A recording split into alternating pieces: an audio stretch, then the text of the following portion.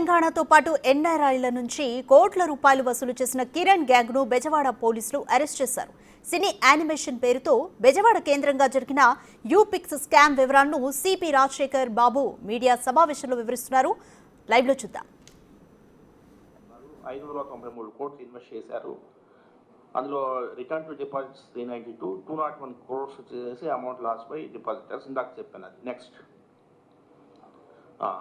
ఇప్పుడు ఈ నిడమూరు వెంకట సత్యలక్ష్మి కిరణ్ దగ్గర 3 ప్రాపర్టీస్ ఉన్నాయి. ఈ 3 ప్రాపర్టీస్ కూడా గవర్నమెంట్కి రాస్తున్నాము. We're going to attach these properties. Document value 1.06 crores Nidamuru Venkata Satyalakshmi కిరణ్ది. అదేవిధంగా మిట్టపల్లి రాజేంద్రది 11.9 crores వర్త్ డాక్యుమెంట్స్ అటాచ్మెంట్కి గవర్నమెంట్కి పంపించాము. త్వరలోనే ఇవన్నీ అటాచ్ చేస్తాము. అదేవిధంగా కొత్తూరు వేణుగోపాల్ కూడా 4.8 crores వర్త్ అటాచ్ చేయబోతున్నాము. ఈ పేరం రాజేంద్ర కూడా 3.15 crores వర్త్ ప్రాపర్టీస్ అటాచ్ చేయబోతున్నాం. ఒకవేళ వాళ్ళు పేరం మాల్యాద్రి ఆయన if he come up with paying his 10 crores then we may consider. So A1 A2ది మేము మాట్లాడడం జరిగింది. సో వీళ్ళది మాత్రం A1 A2కి సంబంధించి ఇమీడియట్గా గవర్నమెంట్కి రాస్తున్నాము ప్రాపర్టీ అటాచ్మెంట్కి. అదేవిధంగా A3ది ఆయనకి బైపాస్ సర్జరీ అయింది. ఆయనతో కూడా మాట్లాడుతున్నాము.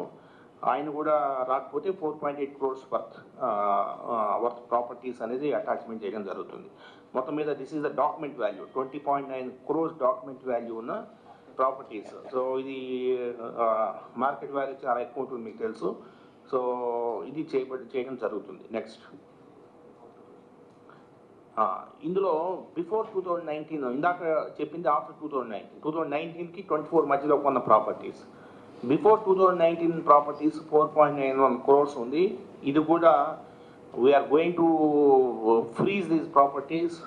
ఎటువంటి పరిస్థితుల్లో వీళ్ళు ఇది కూడా అమ్మకుండా ఫ్రీజ్ చేసి కోర్టు చెప్పడం జరుగుతుంది. ఒకవేళ మీరు రేపు కోర్టు ఫైన్ వేసినప్పుడు you can consider this amount also అని కోర్టుకు చెప్తూ దీన్ని కూడా మనము 2019 బిఫోర్ ఉన్న ప్రాపర్టీస్ కూడా మనము ఇది కోర్టుకి సబ్మిట్ చేయడం జరుగుతుంది. Next thank you. If you have any doubts please.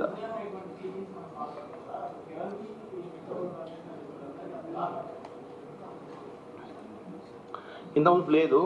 So first యూపిక్స్ అనేది 2014 నుంచి ఉంది. యూపిక్స్ క్రియేషన్ అది చెప్పాను కదా. ఫస్ట్ దాంట్లో magic toys 1. So magic toys 1లో నిజంగానే జరిగింది. 60 lakhs ఆయన చేస్తే 1.4 crores వచ్చింది. దాన్ని నమ్మి అట్లా పరిచయం అయింది. పరిచయం వేసేసి అలాగ ముందుకు వెళ్ళారు.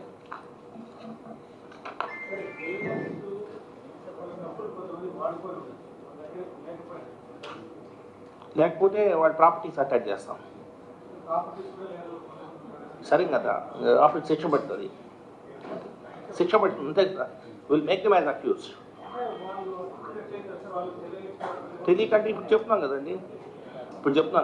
వాడి ఇష్టం వచ్చినట్టు ప్రజలు కూడా కొద్దిగా ఆలోచించాలి. ఎక్కడ రూపాయి డబ్బులు వస్తే దానికి న్యాయం ధర్మం ఏం లేదు. మనము రూపాయి డబ్బులు పెట్టేస్తే 2 రూపాయలు వస్తే ఎక్కడైనా ఇచ్చేస్తాం. అది కరెక్ట్ కాదు కదా. ఇవన్నీ కూడా పెద్ద పెద్ద స్కామ్స్కి పోతా ఉన్నాయి. So we're not going to spare them. ఖచ్చితంగా if they return the money good. Otherwise వాళ్ళకి ఉన్నట్టు ఇప్పుడు చెప్తున్నాం దిస్ ఇస్ ఏ క్రైమ్ చెప్తున్నాం. ఇప్పుడు ఒక ఛాన్స్ ఇస్తున్నాము. నేను 1 లక్ష పెట్టాను, 2 లక్షలు తీసుకొని కాముగా ఉండి నాదేం లేదని అంటే కుదరదు కదా.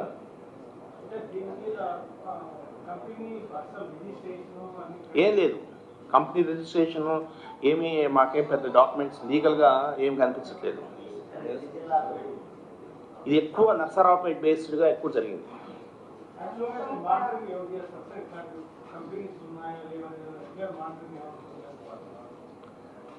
రెగ్యులర్ మానిటరింగ్ ROC పోర్టల్ మీకు అన్న తెలుసు, రిజిస్ట్రేషన్ డిపార్ట్మెంట్ అట్లా. ఎందుకంటే వైట్ కాలర్ క్రైము ఇవన్నీ ప్రజలే కొంత జాగ్రత్తలు చూసుకొని చేయాలి. అసలు ఇన్వెస్ట్ చేసేటప్పుడు మనీ ఇన్వెస్ట్ చేసేటప్పుడు దాని లీగాలిటీ చూసుకోకుండా చేస్తేనే ఇవన్నీ ఇష్యూస్ వస్తాయి. ఇప్పటిగా చాలా రిజిస్ట్రేషన్ కంపెనీస్ చాలా 100,000 ఉంటాయి. సో అన్నిట్లో మనము ఇన్వెస్ట్ చేయడం అనేది తప్పు.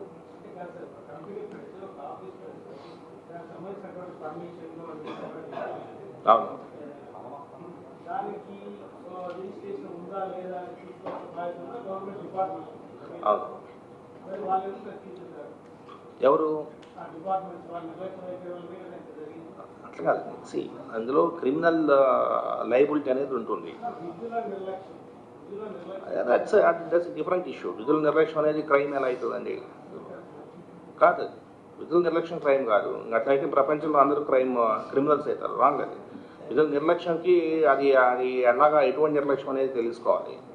సో అది ఇంటెన్షనలా, క్రిమినల్ ఇంటెన్షన్ ఉందా, మోటివ్ ఉందా, అవన్నీ చాలా వస్తుంది. అవి చాలా ఉంటుంది. ఇందులో క్యాష్ అండి.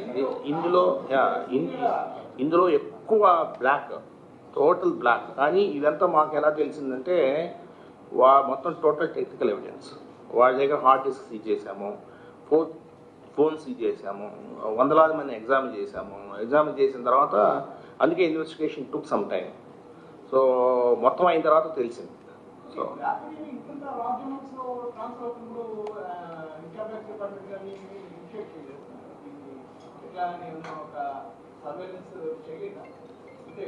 క్యాష్ అనేది కాదండి, వైట్ బ్లాక్ అనేది అది it's a big subject. It's not in the under our purview. It's very big subject. So దానికి చాలా కొన్ని వందల వేల కోట్లు క్యాష్ మొత్తము. అది డిఫరెంట్ సబ్జెక్ట్. ఎందుకంటే ఇండియా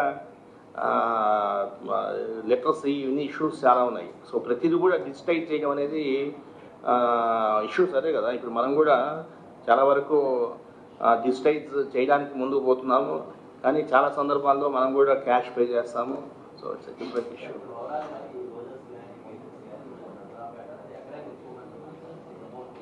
ఎక్కువ నర్సారావుపేట, టోటల్ నర్సారావుపేట వాళ్ళు ఎక్కువ మంది ఉన్నారు. గుంటూరు ఉన్నారు. ఆ డీటెయిల్స్ మీకు యూ కెన్ కలెక్ట్ డీటెయిల్స్ ఇవ్వండి. ఎవరు ఆ లూజర్స్ గెయినర్స్ ఎవరు అనేది ఇవ్వండి. హెడ్ ఆఫీస్ విజయవాడ ఉంది. Branch office only head office ఇక్కడ ఉంది. ఏజెంట్స్ ఉన్నారు, అక్కడక్కడ ఏజెంట్స్ ఉన్నారు. చేస్తున్నాము. We are examining, we are asking them to return the property చెప్తున్నాం. పర్లేదు, కొందరు వస్తున్నారు, కొందరు ఇంకా తెలియట్లేదు. Will give some time. ఎందుకంటే తెలుసో తెలియకో చేసి ఉంటారు. సో ప్రస్తుతానికైతే వాడిని ముద్దాయి చేయట్లేదు. కానీ బట్ వీఆర్ సీరియస్లీ కన్సిడరింగ్. ఎందుకంటే మరి ఎట్లా మరి లూజర్స్కి డబ్బులు ఎవరు ఇవ్వాలి? మరి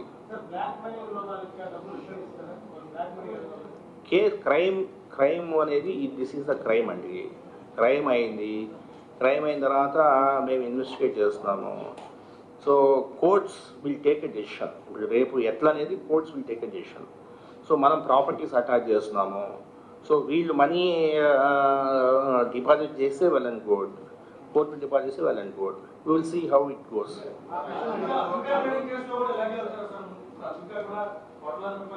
అది ఇక చూస్తామండి. అందులో ఇన్వెస్టర్స్ దాదాపు 2400 మంది ఇన్వెస్టర్స్ ఉన్నారు. 2400 మంది ఇన్వెస్టర్స్ ఉన్నారు. అయితే అదంతా కూడా టోటల్ వైట్ ట్రాన్సాక్షన్ ఉంది. సో వైట్ ట్రాన్సాక్షన్ అది టేక్ సమ్ టైం. ఇంకొక 20-25 days టైం పడుతుంది. సో టైం పట్టిన తర్వాత విల్ ఫైనలైజ్.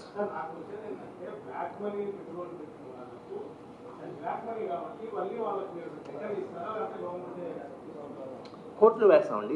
మీకు అర్థం కావట్లేదు. We have registered a case. So కోర్టులో అంతా మీ దగ్గర నుంచి తీసుకొని మీరు గైనరు, ఆయన లూజరు, మీ దగ్గర నుంచి